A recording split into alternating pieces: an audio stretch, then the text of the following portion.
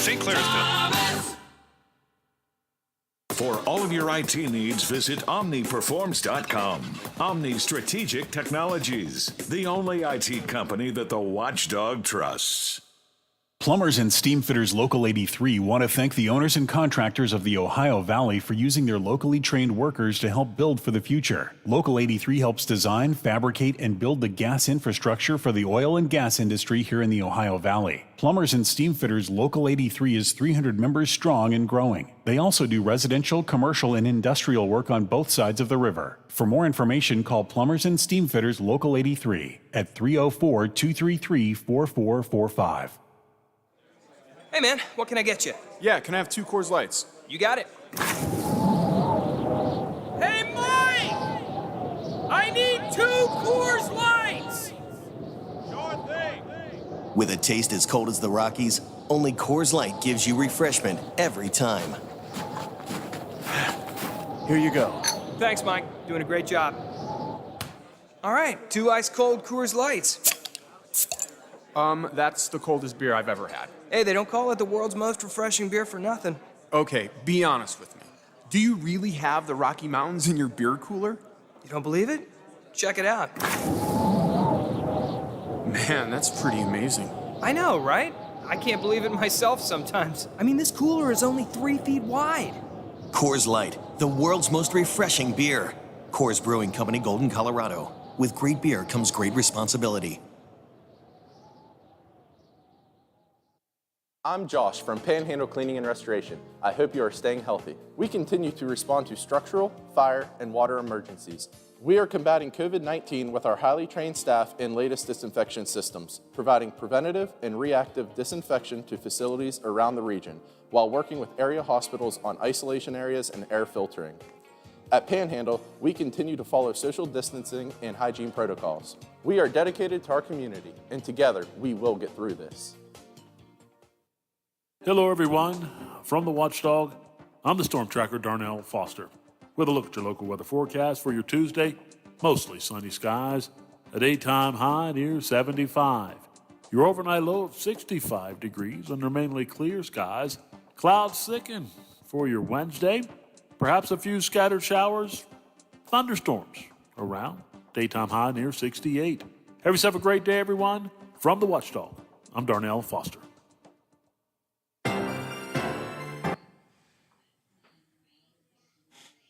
Thank you.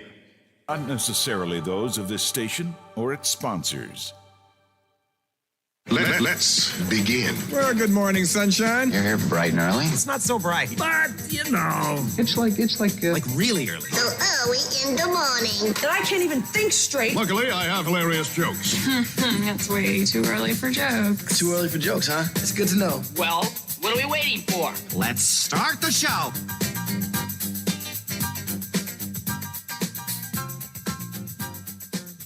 On air, online, on demand, and on video. This is the Watchdog Morning Show with Howard Monroe. So here's what we're talking about today. Coming up in a moment or two, Richard Neely, Supreme Court Justice, former in West Virginia. Sharp, smart, witty, controversial. We'll talk to Hoppy Kercheval about Neely's death this week. I have some info for you on the latest COVID numbers, more positive tests in Ohio and Marshall County, some COVID deaths on the rise locally, and hospitalizations are up locally to the point that Wheeling Hospital kind of has to put out a warning that they're getting kind of full on that. All the details not too far away. If you just joined us, we had a couple of good conversations last hour on the national political scene.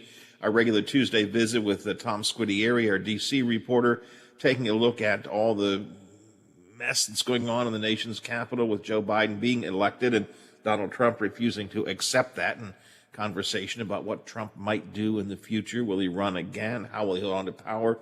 Is it possible he could face charges? If you missed that conversation, the podcast will be up a little bit later on today on our podcast page at watchdognetwork.com.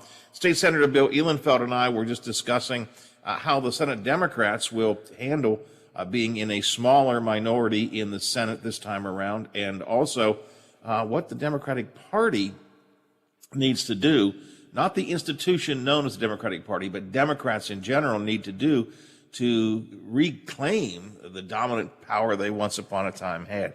All of that came up. And of course, our big story of the morning this morning has been, and I'm getting flack on it, I know. Our big story of the morning has been Arby's is selling a turkey-shaped pillow for Thanksgiving that fits over your head for $60.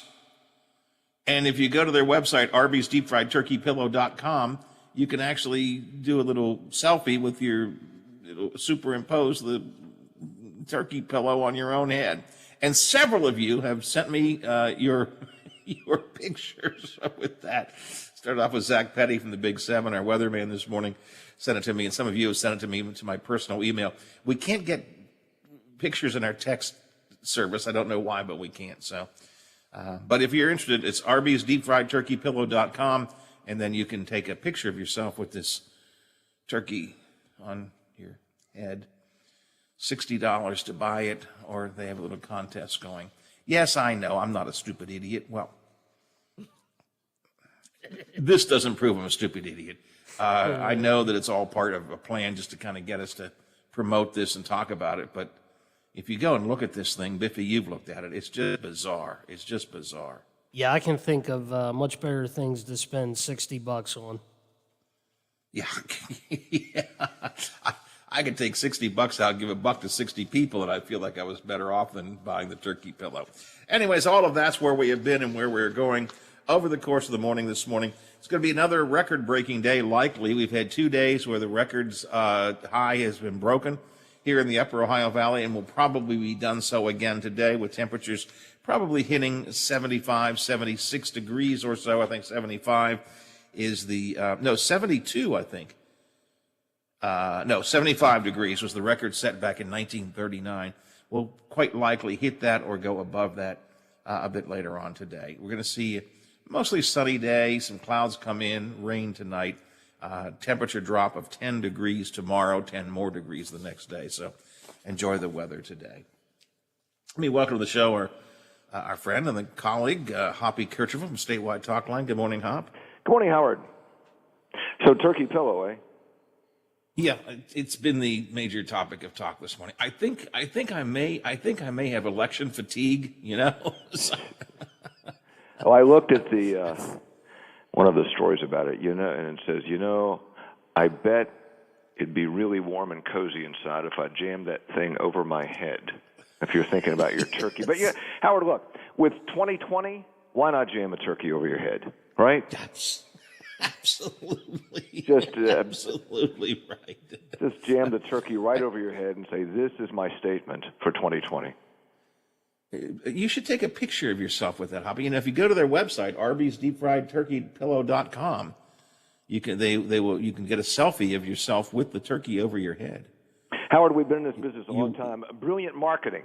You're talking about it. We're talking about it. And everybody wants to go to Arby's and get a 50% off a turkey sandwich if you enter. That's right. Listen, and I'm not stupid. I may be stupid. I may be foolish, but not because of this. I'm well aware that it's all a marketing ploy. But it's just, like I said, I honestly, I just think it's been a long 4 years. It's going to be a long 2 months. COVID is rising still. Yeah, it's been 2020 in general. It's just something different to pay attention to. I've heard from this. I was just going to say this is anecdotal, Howard, but I've heard from it. We're in the news business. We want people to listen and participate. But I've heard from people who are news consumers who say that they've gone in, at some point over the last couple of weeks, they've gone into news blackout. They voted, they went into news blackout, or after the election, when it became, when there was a winner projected, they went into news blackout. I hear more people saying they're doing that. Again, we're in this business. I don't want everybody to black out, but I get it if they're fatigued. I did after the. Well, I really did. After the election, after Tuesday of last week, and really after Wednesday. Tuesday I paid attention to the local numbers because they all came in. But when we had the 3-day stretch of just counting and counting and counting, and I kept turning on CNN, and there was John King, who's a great reporter and stuff, but I was so sick and tired of the color-coded maps. And I said to somebody, maybe to you earlier this week, I guess color-coded maps I'm not pleased with at the state level or the federal level. I said after about half a day of that, I said, I'm not going to watch this minute by minute. Now I would check on check online just to see what the current electoral count was. But what was the point? There was no point in watching the conversation and the maps and the count. Howard, those maps, which we all watched and each network has it, and I think are very helpful. But when nothing changed for a while and they were just going through the scenarios and, touching a state, what if it's blue, what if it's red, what if this, what if that, it reminded me of, as kids, we played Simon Says. Simon Says, do this, Simon Says, do this, do this, do this. And after a while you go, okay, I think I'm having a fit here because I keep seeing this map change. So. Talking about sort of news blackouts or not paying attention to maybe talk radio, for example, you understand what I'm about to say, Hoppy? I say with love. Sometimes I listen to your show, as I'm sure people listen to mine, and I'm listening to an interview, and I'm listening to your guest drone on, and I'm thinking, oh, God, will this ever come to an end? But I got to tell you, I never, ever felt that way when Richard Neely was on your show. Yeah. He caught my attention, and I loved to listen to the things he had to say. Didn't always agree, but I loved to listen to him. He was... so many different words you could use for him, but he certainly was one that I never tuned out when you were talking to him. Well, a very bright guy. I didn't have him on as much in the last maybe year or two, and he was a very intelligent person. He knew a lot about a lot of things. And he would pitch me to come on Talkline, and sometimes he would call me, Hoppy, Richard Neely here, and I want to come on and talk about. And sometimes it would be something like, "What, Rich?" And he'd go on for like 15 minutes. I'd stop him and say, Richard, what are you talking about? What's the hook here? What are we? Well, what I'm trying to say is, just put me on, and I'd say, Richard, if you come on, I have to do a show, and I can't just let you go on and on for an hour. Well, how much time can you give me? Because I got, and he was very He was entertaining. He was smart. He could be crude. He could be profane. And he could be, Howard, he was politically incorrect before we were politically correct. And if you follow me there. So like all, he was human. So, he had his, he made mistakes. He did things he shouldn't have done at times. He said things he shouldn't have said. But that's who he was. And he was brilliant. He was provocative. He was a publisher of significant judicial thinking. And he was elected to the West Virginia Supreme Court when he was 31 years old. 31. Wow. Did I not read somewhere, he was the youngest Supreme Court justice, of course, in West Virginia, but he was among the youngest in the world, I think, at the time? Yeah, I saw that in one, it might have been on Wikipedia, frankly, but it said when he was elected, he was the youngest judge on a court of last resort in the world. Well, I don't know where the court of last resort is in Mongolia, but that's what it said. The point was that he was elected at a very young age, kind of a boy wonder, a legal boy wonder, and he was recognized nationally for that and for things he wrote, for things he said. Sometimes recognized nationally for things he said that he shouldn't have said. But a very, very interesting guy. Grandson of a former West Virginia governor and U.S. senator for West Virginia. As you point out, he was tremendously smart. I mean, it didn't take a genius on our listening in to know he was smarter than I was. That's for sure. I mean, just tremendously smart. Wrote I think a textbook that became quite well used across the country in law schools and so on. So, I mean, he was a very smart guy and acknowledged as such. I found him to be witty. Oh, yeah. But you point out he was very controversial. I mean, there were a couple of things. I mean, he got himself in some hot water without any question. Well, he did several times. He got in trouble when he was serving as Chief Justice. He fired his secretary for allegedly refusing to babysit his son and perform other personal chores. And Neely, as only Neely could do, said at the time, by tradition, your personal staff is your personal staff. I have the staff do the chicken crap while I grind out the work. And you can kind of hear Neely saying that. And another time at a conference, he said that society would be better off if women stayed home with their children, a comment that caused current Supreme Court Justice Margaret Workman to say that someone should drag Neely kicking and screaming into the 20th century. So, but he was also he had a big ego, but he could be self-deprecating. Sometimes people with big egos are not self-deprecating, and he was. Once, when he was advertising for a law clerk, he described himself as America's laziest and dumbest judge, who was looking for a bright person to keep the judge from looking stupid. So he always had that side to him that was, at times, frankly, crude.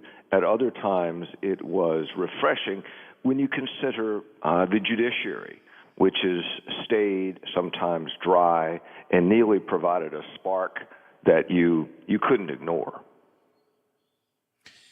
He took one last shot at returning to the court in this year. Last time we had him on the show was he was running for office. Came in second in that race, I think, correct? And I have to go back and check. He may have. But he did not win, and I think that, and I tell you, he ran, I think two things. One, I believe his time had passed, and two, he had a record, and that record could be exploited by his opponents, and it was. And three, he ran, and you had him on the show, Howard, as did I. He had this idea about what the court should do, and it was a narrow argument about procedure, and I don't think it resonated. I mean, it was hard enough to keep up with all the candidates, and he had this very specific argument he was running on. He kept coming back to, I can't remember what it was, but it was something that was procedural that I'm certain did not resonate with most folks. But the attitude he brought to that campaign basically was I've been around enough. I really know what's going on. Younger whippersnappers don't. I don't think he ever said whippersnappers, but that was kind of the attitude he was bringing, was that I know better than the younger folks. Would you not agree that was kind of the approach he was taking? Yeah, and again, you would, if you knew Richard, you would just kind of laugh it off because that was Richard being Richard. But if you're just hearing it for the first time or second time, you hear Neely go, I know what's going on. These people don't know. I know. And it could be off-putting, right? And I have no doubt that he completely understood what his role would be on the court, but maybe it wasn't the most politically savvy approach to take. Well, he was not particularly I shouldn't say not politically savvy, but he didn't really play the political game per se. I mean, he was what he was. I mean, and he never shied away from just saying what he thought, as you pointed out earlier, and whether it was expressing himself in a court decision or on a talk line interview or anywhere else. I mean, he just told you what he thought. So I don't know that he was ever politically savvy in that sense of watching what he said. He said what he believed, and if you didn't like it, that was kind of too bad. He would, and in a number of conversations I had with him, usually when he was pitching a story idea, and there were times, and I know I'm an adult. I've heard all kinds of things, said all kinds of things. I would listen to him and go, "Oh my gosh, Richard, don't say that." Don't say that out loud. Don't say that. Don't say that out loud. But he was funny. He would call. He didn't have a lot of. What was one of the things he used to say about somebody who he didn't think was particularly smart? And he'd say, "That's a momback." I said, "What do you mean?" He says, "That's the guy on back of the garbage truck that says, momback, momback, momback." Or, I mean, that's what Neely said. Or one of the urban, I love that. One of the urban legends about him, which frankly I don't think is true, but it applied to him, was that he was supposedly talking with another significant judicial mind in West Virginia, and Richard asked that rhetorically, obviously, asked that fellow judicial mind, "Tell me, how many great lawyers do you think there are in West Virginia?" And the response was, "One less than you think there are."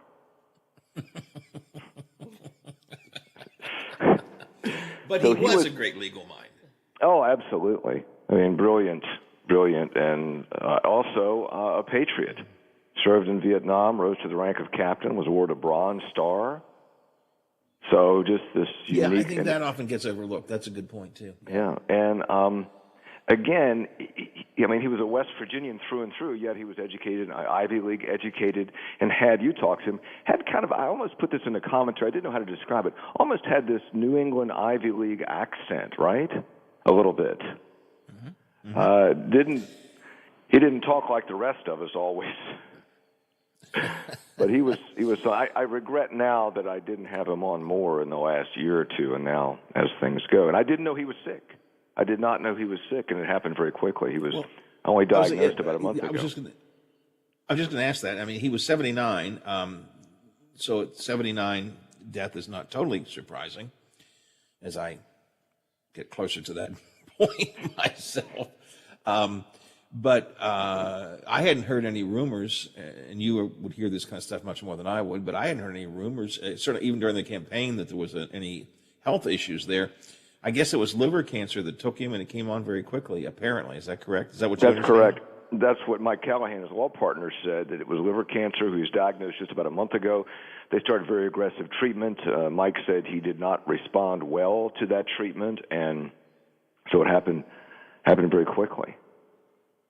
So I guess unfortunately liver cancer can do that. I had a friend that died of liver cancer, and somewhat the same thing. I talked to him one day, and a day or two later his daughter called and said he's gone. And she said I don't think he understood how bad and how quickly it was going to happen. So it's just, but again, at my age I pay attention. Yeah, This is like well, we've had, of course, some celebrity deaths to talk about. Alex Trebek and Sean Connery, two prominent local wheeling business people. Oh, really? Paul and Bill Hogan passed away this past week. Neely, of course, now. Just heard yesterday of one of the wonderful saints of my church that had passed away yesterday. God, I don't know if it's because I'm getting older. And Hoppy, you're not quite where I am, but you're pretty close. Well, that's Howard. That's what happens. Guess what? I mean, when you're 19, who pays attention, right? Unless it's somebody in your immediate family. Now you get older, and what you read the obits, right? I mean, you read. I read the obits all the time. I read the obits in the New York Times all the time. And one thought about Trebek. I didn't get the chance to talk about him yesterday, but think of the cultural significance of that show.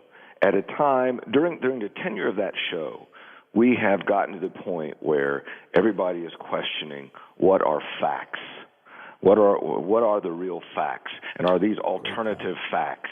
What can you believe? What can you not believe? And about that show was so pure. Here's the answer. You supply the question, but those things were connected. There was no variance. There was no, well, I'm not sure that's the correct question to answer. I mean, there was no question that was a fact-based show that you could depend on. And I thought it was like a light out there amid the chaos. How about that? Yeah, Hoppy, I think that's a good explanation for Jeopardy. Yeah. I mean, here it is. Here's the answer. And the other thing you talk about with Alex was when he had those hard names to pronounce, some of the difficult names. Every time he nailed them. You're right. And I tell you, as an announcer, and I screw up all the time. You listen to that guy and you think, man, he's really good. And he was. I mean, he was outstanding at his job and outstanding in doing show after show after show after show and just getting it right every time. He was remarkable. And I think I don't know if you saw the story. Someone credited Alex Trebek for actually helping him be able to talk English. Really? And understand it. Yeah. I think collectively, I'm back. I got disconnected, guys. Sorry about that. Oh, sorry. I think collectively he may have raised the IQ of the country by a point or two. Right? I mean, you watch. You were talking about facts and how this was in this cultural day and age where facts don't matter. Jeopardy was very much a stickler for the exact fact. I mean, yes. We would every once in a while see someone who would give what I thought was, yeah, that's right. They go, no, that's not quite right. It's just something a little bit different than what you said. So not only do they want you to be right, but to be perfectly right, which, as you point out, Hoppy, in this day and age is kind of weird. Or when, and he was a gentleman. He came across as a gentleman. Too. I mean, I never met him, obviously, but I mean the way he conducted himself, the way the show went off, and who among us has not sat there and watched Jeopardy going, "Oh, I'm not that smart. I need more time." And I said to Biff yesterday, what I always was impressed with was how, of course, he had time to prepare for it, but he never mispronounced any of those words. It would be like, category 4 is Lachka Hona Matabara. Yeah. And he always would get it right, whatever it would be. Or you're watching it. The category Greek literature, and you go, "Oh no, please don't pick that because can we go to U.S. capitals? Can we go?" But it'd be interesting to see what the Jeopardy folks do. I mean, there is no person indispensable, but it's hard to imagine Jeopardy without Alex Trebek. Yeah, it really is. There's talk about Ken Jennings, right? Who was one of the most successful contestants ever. There's talk about him as a possible replacement. I think I have that right. And I heard this morning that George Stephanopoulos' name came up. What? It was on ABC. It was on the radio this morning that his name had been mentioned, but I don't know. That's a tough. Whoever it is, that's a tough act to follow. Who wants to follow Alex Trebek? I'm thinking Stephanopoulos, but then I stop and think about Meredith Vieira, who came out of the news background and ended up doing Who Wants to Be a Millionaire a number of years ago. Maybe, who knows? I don't know. Hoppy, maybe it could be mine or your post-talk show career. I tell you, I don't have the skill set. I mean, I don't, not good enough, not even close.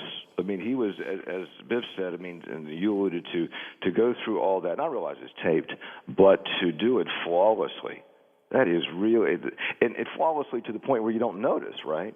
I mean, so that is very, as you know, that is very, very hard to do. I can't do it. I can't get through 5 minutes without stumbling and fumbling, so. Yeah, it's a great point. I mean, he was so smooth in the way he, just literally the way he spoke, let alone the way he would speak with foreign language and foreign accents and all different kinds of things. I love too when somebody missed a question that he thought or was pretty easy, and he'd give you that, oh no. Like whiff. I was watching a clip. I was watching a clip yesterday on Facebook of him. A group of younger kids. I don't think it was College Jeopardy, but younger kids, and the category was football. And they like answered one question wrong, and nobody would even buzz in the rest of the time. And watching his expressions were just. And when they finally exhausted the category, he said, "We're going to take a break. I need to talk to these guys." You ever see the Celebrity Jeopardy on Saturday Night Live? I loved it. Yeah. Oh, hilarious. That's hilarious stuff. And isn't it interesting? The Celebrity Jeopardy almost always had Sean Connery on. Yeah. And Sean Connery and Alex Trebek died within a couple of weeks of each other. Yeah.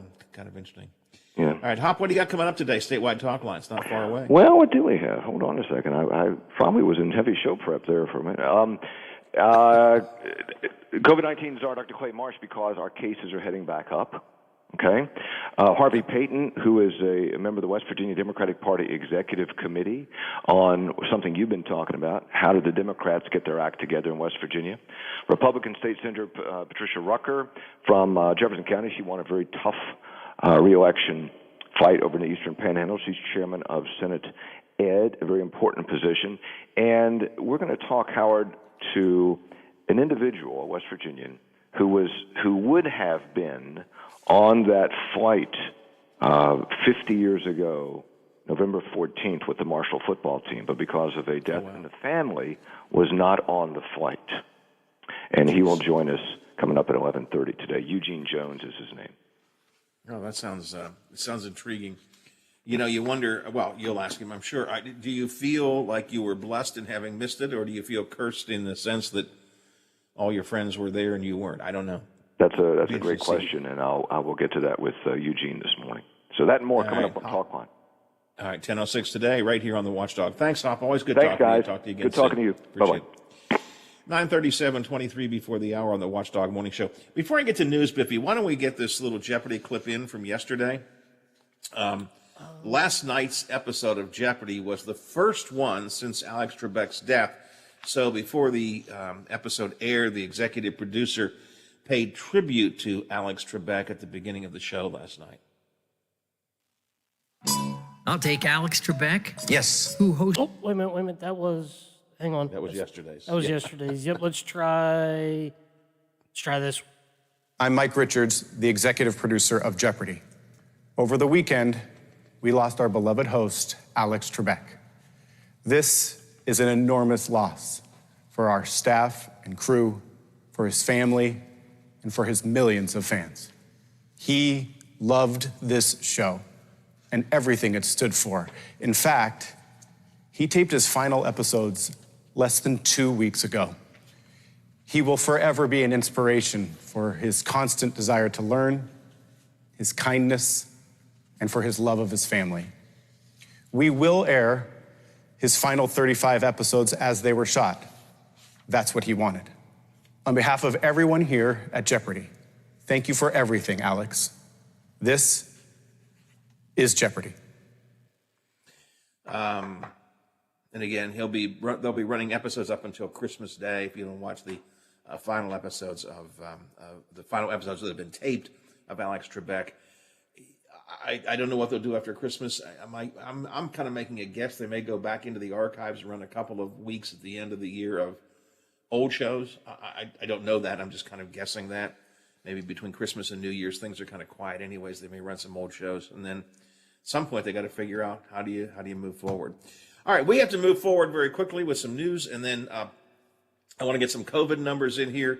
Bob should be in from the Big 7. And we have a lot of... and Biff, did you see the picture we got sent?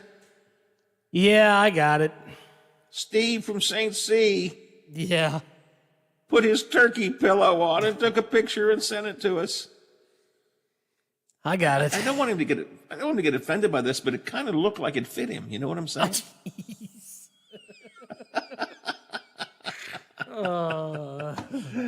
News time right now. The Metro News Update is brought to you by Thomas Auto Centers, Mall Road, St. Clairsville. Get the best deal at Thomas Auto Centers.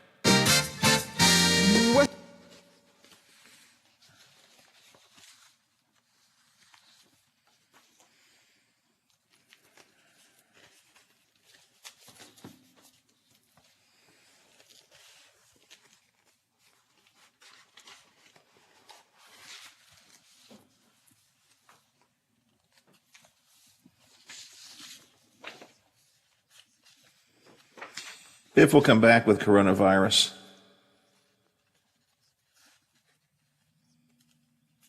Thank you.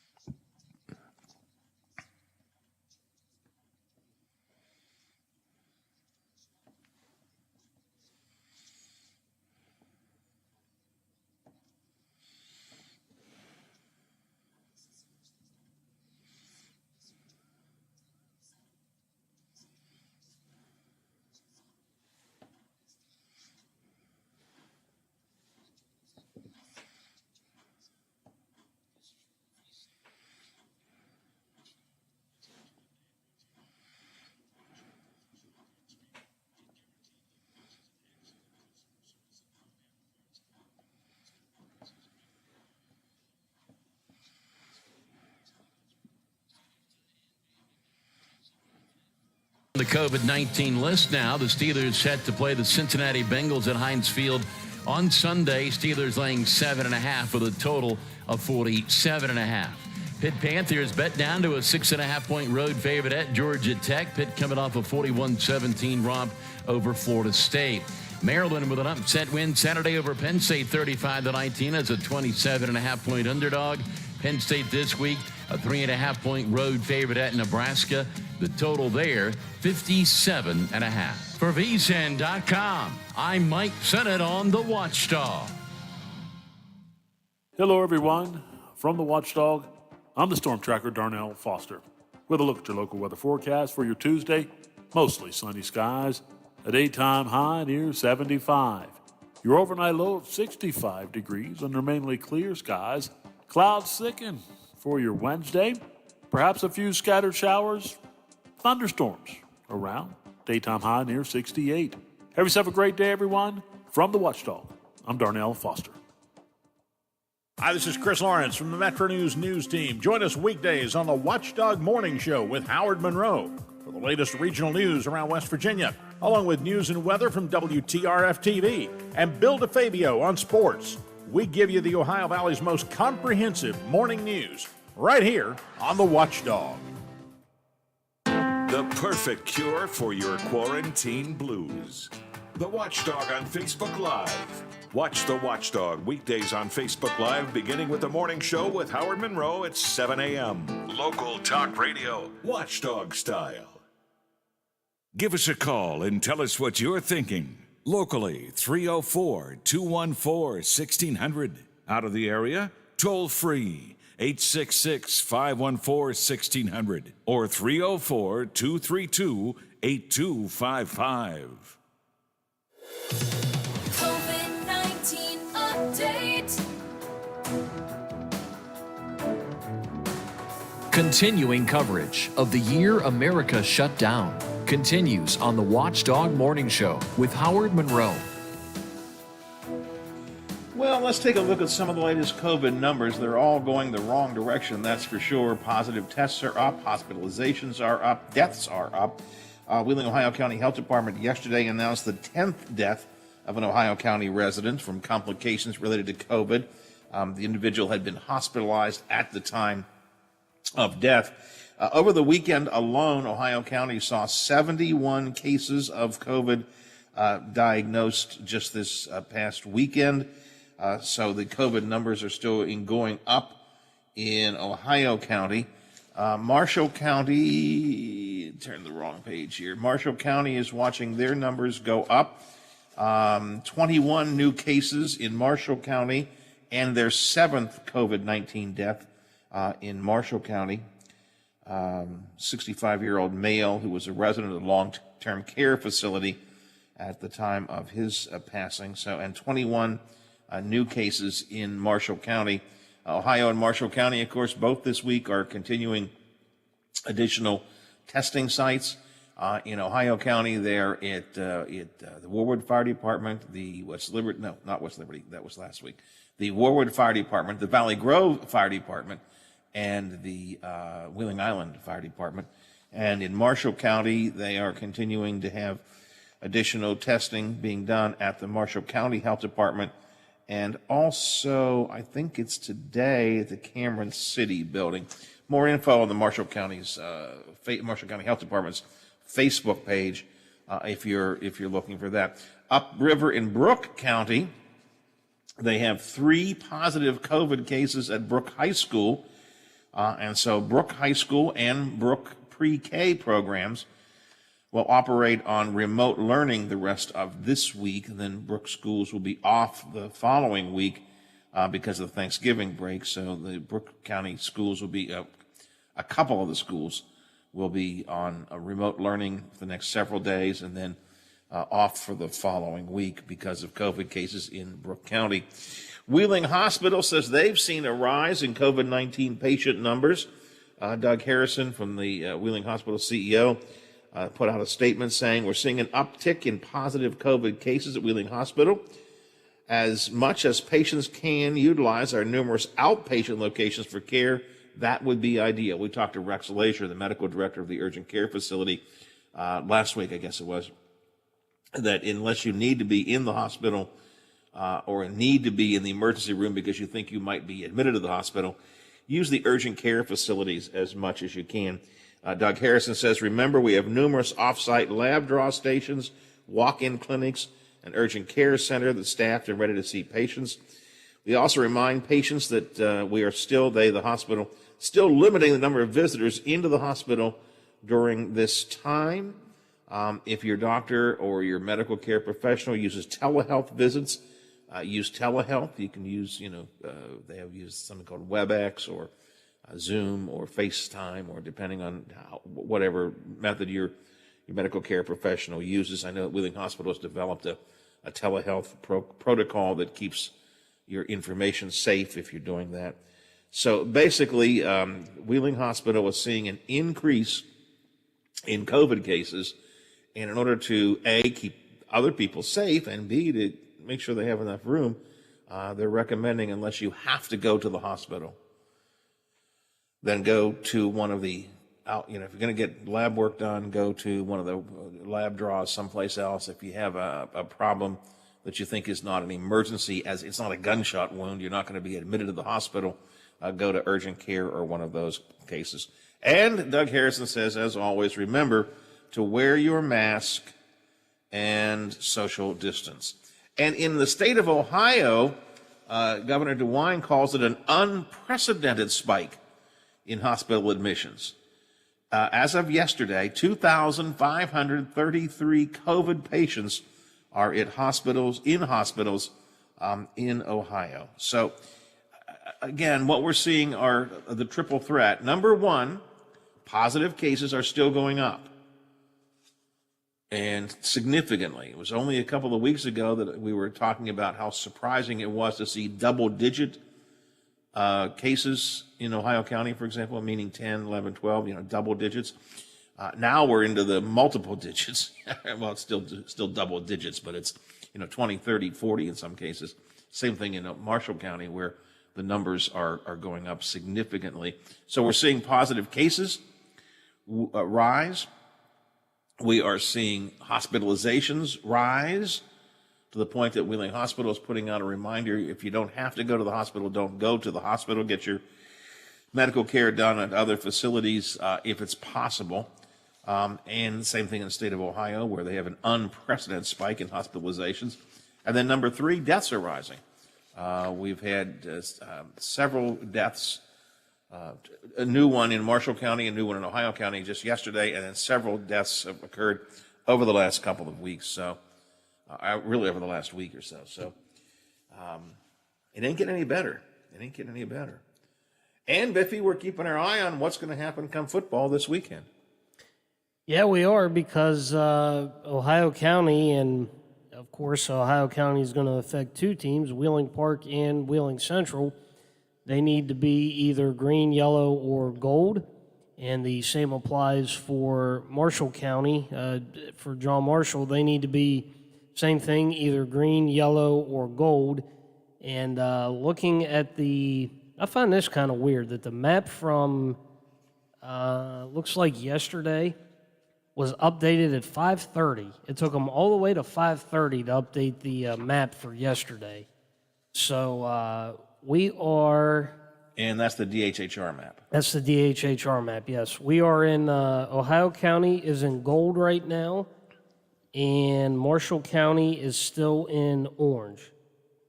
So, but again, Ohio County did go up from, let's see, the 7th would have been over the weekend. They did go up a little bit, but Ohio County right around almost in orange, and Marshall County is in the high orange. So a lot still needs to be done by the weekend. If we were under the guidelines of last week, Park and Central would already be scratched from the list for playoff games and replaced by someone else. But the governor revised that a bit, and now you have a week we have a week to get the numbers where they need to be, to get the color up again. But if we don't get the color up, are those both Sunday games, Park and Central?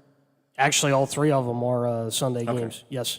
All right, so if we don't get the numbers up by Sunday, or the color code up by Sunday, they're not going to be able to play playoff football. Yeah. And I'm telling you, Biffy, I hope so, but we're definitely going the wrong direction. Yeah, you at least need to be in gold to play. So, and that is by the 5 o'clock map, which comes out on Saturday. And the unfortunate thing is if you don't get in at least gold, then the team you're scheduled to play, they pretty much get a bye and they get to move on to the second round of the playoffs. So, and I should point out that the 5 o'clock map last week, the 5 o'clock Saturday map, didn't come out until like 10 o'clock at night. It was late. It was late too. I mean, and this is the kind of stuff that it's. I don't know what's going on, but with a week like this, you would think that they would, have everything as quickly as they could and up and ready for people to look at. Right. But I know last weekend, I'm not totally sure exactly what they were doing, but when the map, I think they actually put a map out and took it back. But at any rate, I know they said the map is being delayed on Saturday while they continue to, I call it manipulate the numbers, but they were going to analyze and whatever words they want to use. but we'll have to wait and see. Let's see what the Big Seven is working on today over WTRF TV. Bob Westfall is here. Good morning, Bob. Good morning, guys. How are you today? Good. We're talking about the rise in COVID numbers and hospitalizations and deaths. I mean, we're not doing so well around here right now. Oh, well, that is true. We've been watching the maps. John Lynch continues to watch that, so we're watching that as well. I'm sure you saw our piece yesterday with the young ladies from Payton City, how disappointed they were by losing what was arguably a very fine season when it came to volleyball because of the map and because of the COVID map. And we're going to continue to watch those things. I think Ohio set another record, 2,500 cases overnight, 2,533, something like that. So, yeah, the numbers are going up, and we're not even into the holidays. So a lot of people are wondering what they're going to do for Thanksgiving, Christmas. So we've done a couple stories on that, so we'll continue to keep an eye on that as well. Scott, Victoria, Caroline are all keeping an eye on what's going on with the sports world and how the COVID and the situation is going to affect them. So obviously, the latest info on COVID is absolutely on our Facebook page and our website. So if you need to know, that's where you need to go. Is those two locations. Some of the other people. A lot of people are looking towards Sunday to see whether some of our local teams can play football or not, and that depends on where we end up on Saturday, I guess. Right, absolutely. So that's something we're keeping an eye on. I know Scott and Victoria are watching that. So we're checking with Rob Sproul in Belmont County. You know, their numbers are also increasing. A couple school districts have gone on to remote. So Rob is with County Commission today, day early. Danny Maris is over there now to get those update on those numbers. So we'll have those for later for today. So that'll be interesting. DK talked to Howard Gamble here in Ohio County yesterday. Saw those numbers increasing as well. So, yep, we're going to keep an eye on that. Some of the things we're working on, not COVID related. Well, I guess it technically is. WVU Reynolds is the first in the area, first in the region to offer physical therapy for recovering COVID patients when it comes to physical therapy, dealing with the lungs and things like that, things that are affected by the COVID. So we're going to find out exactly what a person needs to know from Reynolds today. So Stephanie's down there now getting that story. A couple other things we're working on is the ACA, the Obamacare, is before the Supreme Court today. Oh, that's right. Today it goes before the court. Yeah, we're going to talk to our legal expert, Diana Crutchfield. Not so much on the ACA. I'm sure our DC Bureau will handle that quite admirably. We're going to talk to her about the procedures about the Supreme Court. It seems like it's such a mysterious institution. So much, there's no cameras in the courtrooms. There's, you get audio, but you don't get video. So just kind of a look, kind of a lesson on what the Supreme Court is and what they do. So we're going to have that this afternoon. So that's something we're going to be looking for today. When it comes to that, was a huge campaign issue. So we're going to see what is decided now with a court that is decidedly leaning to the right. So that'll be interesting. That sounds good. We got a lot of good stuff. Anything else going on? Let's see. We're going to talk to. Not that that's not enough, Bob. That's. I'm not saying that's not enough. I just want. We're going to talk to Reverend Cummings today. As you know, he has his big Thanksgiving giveaway coming up. Some obviously a little bit different because of COVID. It'll be a drive-through for people. So we're going to find out the details when and where. Obviously, we know. And if you need some help, so we're going to take a look at that. So we're very excited about this. One story is actually going to be tomorrow, but I kind of want to get the word out. Thomas Dodge has the Freedom Tree every year, and I thought we're going to do it tomorrow because of Veterans Day. They are getting some monetary donations in, but they're looking for toys for the kids.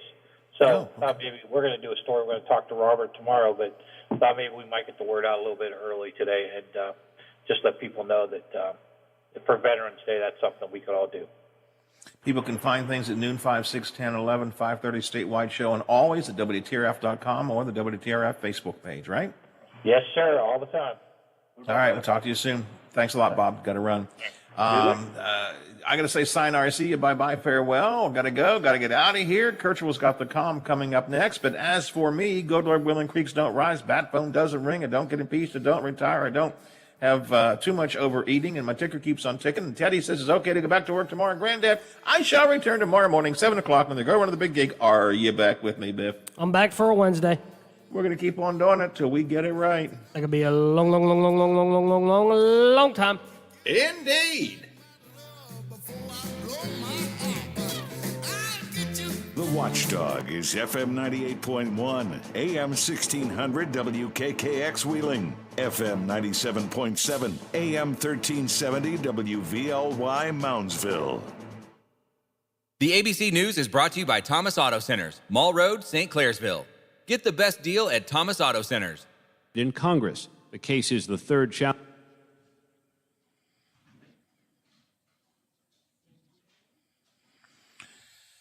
Okie dokie. That wasn't too bad today.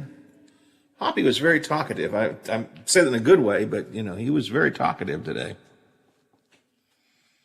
It is good, yeah. I think sometimes he just wants to, you know, he has to ask questions. He likes to be able to offer to say things. So I was glad that he let him talk, especially since I'd lost connection and had to take time to dial back in and stuff. So that's what I as soon as I got back on, I thought, okay, well, that's good. Sounds like you just guys are continuing the conversation. That's, you know, which is a general rule is what you ought to try to do anytime, at least for a minute or two until I have a chance to reconnect. I don't know what happened there, but I got back fairly quickly. All right, everything going okay at the station? Okay, I haven't checked in with anybody much of this week, so I'll be in tomorrow, but I haven't really heard much what's going on. Who's on this afternoon? Daner's on this afternoon, right? I think so. Yeah, so I probably won't be listening. I shouldn't say that. That's not a nice thing to say. You working for your dad? Hey, and keep in mind that people can listen to us, so I don't want you to spill any personal info, but just a real quick question. Are you making any progress on your house?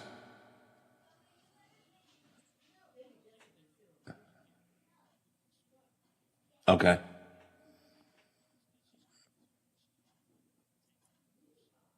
Okay. Okay. All right. Well, I want to see you get something that you're happy with, so. All right. If you need me, I'm around. Give me a call. I hear Teddy jabbering in the other room, so it probably means it's time to play for a while in between remote learning sessions. Save that vaccine cut from today. I think I'll do a segment on vaccines tomorrow. So we may do that. Maybe by tomorrow have some more vaccine stuff. Other than that, I'm not sure what I'm doing tomorrow, but we'll make something happen. All right, talk to you later. Thanks for your help, as always. Good job. All right, talk to you later. Bye. Despite new CDC recommendations that we try to celebrate Thanksgiving only with people in our own households to cut down on spreading COVID risks, ABC News transportation correspondent Gio Benitez says airlines are getting ready for a rush. United Airlines says it expects Thanksgiving week to be its busiest time since March, adding 1,400 additional flights that week. Now, the airline tells us it is keenly aware that we are in the midst of a pandemic. And aside from the cleaning they're already doing, they say they're preparing to swap in bigger planes as more people book seats. With Pfizer announcing that coronavirus vaccine it thinks is 90% effective, governments around the world are looking to get their hands on some as soon as possible. The UK has ordered millions of vaccine doses from half a dozen different firms, including Pfizer. And the National Health Service here is gearing up. Health Secretary Matt Hancock. I've asked them to be ready from the start of December. Of course, there are many hurdles that still need to be gone over. First and foremost, a thorough review of the safety data. Under the plan, the elderly, the vulnerable, and healthcare staff would be the first to receive any vaccine. Tom Rivers, ABC News, London. And video game lovers